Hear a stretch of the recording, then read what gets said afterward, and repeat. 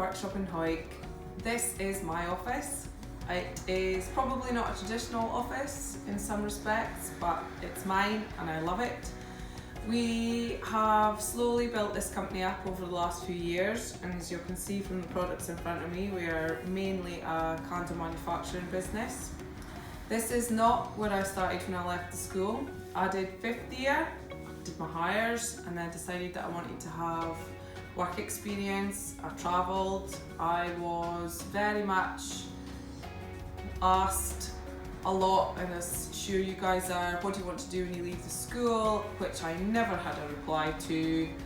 I had a big list of things I didn't want to do, but I did not have a very big list of things I did want to do.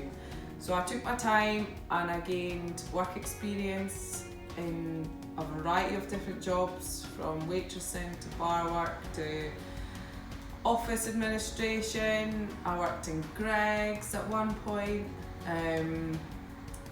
and basically tried to gain knowledge and experience for every job that suited my time and life circumstances, basically.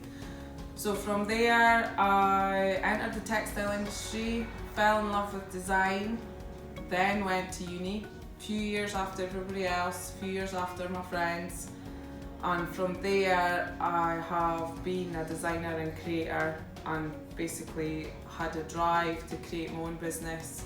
So I set up through the Prince's Trust, and we now have this workshop in Hawick, and I've got a retail shop in Melrose, and we also function and sell online, and we wholesale our range. There's a staff of 4 of us now, but this all began with the production of 2 candles. I spent £28 investment on a small amount of wax, a small amount of scent, and played around. So I think what I want to get across to you guys today is basically there is no right path, there is no wrong path.